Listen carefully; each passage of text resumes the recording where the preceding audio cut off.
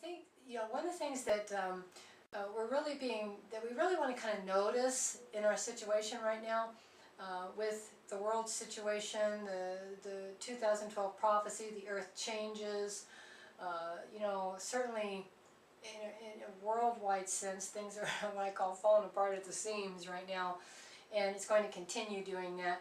But is we have to ask ourselves different types of questions in order to be able to see different things in the same situation. And it's like what Einstein said when he said that the problem can't be solved with the same mind that created it, right? Or the same mentality, or the same level of consciousness that created a problem. The solution can't be suggested by that same mindset. And what I notice going on, okay, is, we're all talking about change and this and that, but nobody's talking about change. Everybody's just running around talking about the prophecy, talking about ascension, talking about the awakening and higher consciousness, and how, like, this magical thing is going to take place, and things are just going to start changing by their own fruition. But nobody's talking about new ideas and novel ways of looking at things. So we have to kind of grasp or understand that when we put ourselves in a position where we are being saturated with the stories about what's happening, okay, the stories about the situation as it is currently, which we're going to call the problem, okay? This is what we mean when we say the problem, that we are literally being trained to the same mindset, because our whole method of perceiving the situation is based on viewing it as a problem. And well, that certainly has some benefit, right? Because we want to see the problems. We certainly don't want to run around completely naive and blind like so many people are doing right now, or developing, this is really prevalent in the world right now, developing the mindset that it's somebody else's problem, right? And we don't take responsibility at the personal level for what we deem a global situation. Or we say to ourselves, well, I'm sure science will figure something out, or I'm sure the government's going to come up with a solution, so I can just go on about my merry business and keep doing the same thing I've always done, and it's not a big deal, right?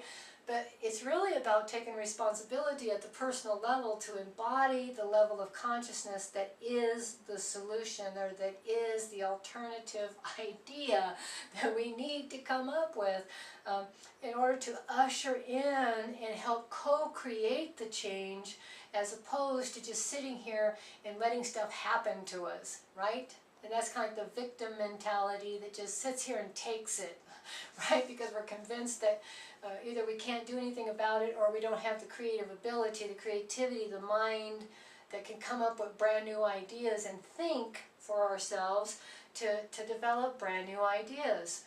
So, but we have to kind of step back from the equation, quit saturating ourselves with things.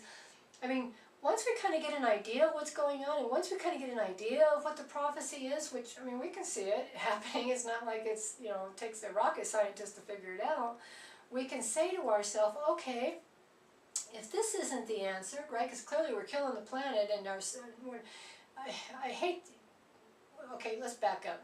We're not actually killing the planet, though we are, but what's really happening is we're killing ourselves, okay? Because even after we're long gone, even after we have annihilated ourselves, the planet is probably still going to be a rock spinning around the sun. So once we're gone, chances are it can, it can recover pretty good. I mean, we are the problem, so to speak. So you want to notice that, okay?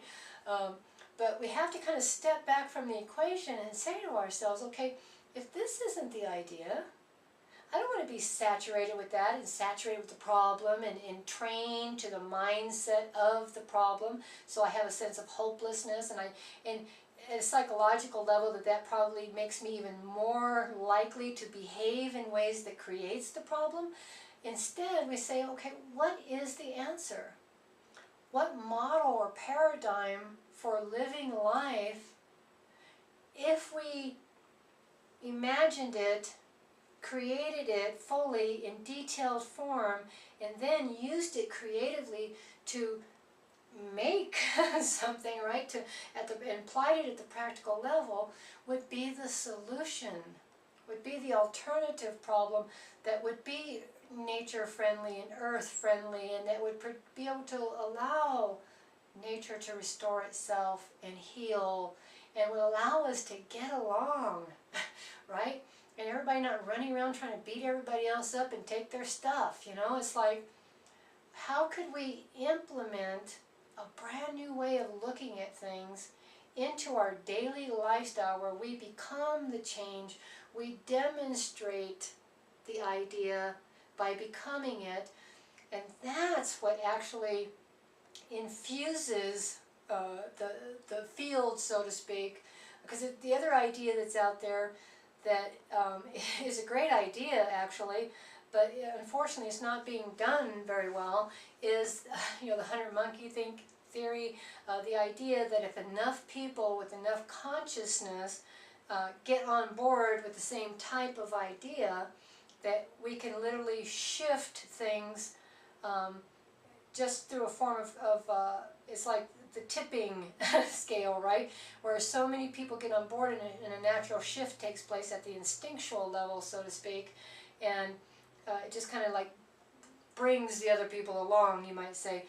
But how it's mostly being done is through meditation, through thought processes, as opposed to creating a model, putting it out there and saying, this is what we're talking about, and then having all the people that we're thinking is going to create the tipping effect to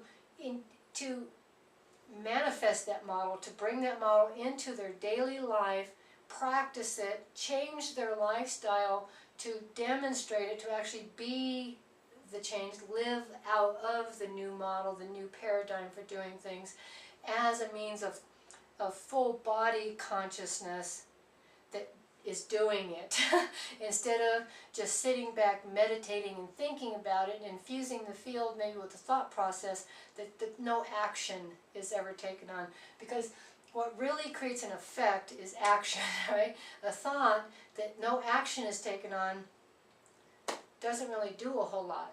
So we have to have the thought, create the new paradigm, think what it is that we're going to create, and then dedicate ourselves, devote ourselves to taking consistent action and becoming the embodiment of that model in our daily lifestyle and how we go about our life from moment to moment. And instead of holding it way out here someplace as an idea that's kind of nice, and we'll sit back and we'll pray and we'll think and we'll concentrate and we'll feel it and stuff like that, but then we're going to get right back up, walk back out into our everyday life, get in our oversized vehicle, right, that gets 12 miles to the gallon, drive to the store and buy plastic water in plastic bottles and junk for food and come home. But hey, we think we're producing the change because we meditated today, right? We thought about it. So we have to change that attitude and say, let's create a full paradigm, a full model of the characteristics that would be inherent in the New World paradigm, the idea that would be earth friendly and nurture people and help us to grow as a society, and take action on that every day. Take action, do it. Do the model, live it, be it, make the sacrifices, make the changes in our everyday life to actually produce it, to express it, to bring it in to the world as a reality. So, I invite people to, let's start talking about the idea that is the solution. Let's start talking about the answer to the questions, instead of just dwelling in the questions themselves or dwelling in the current problem and just going over it and over it and over it and over, and watching videos and watching movies and watching. Let's get out of that. Let's step into our creative power and let's create something. Let's make a new world together.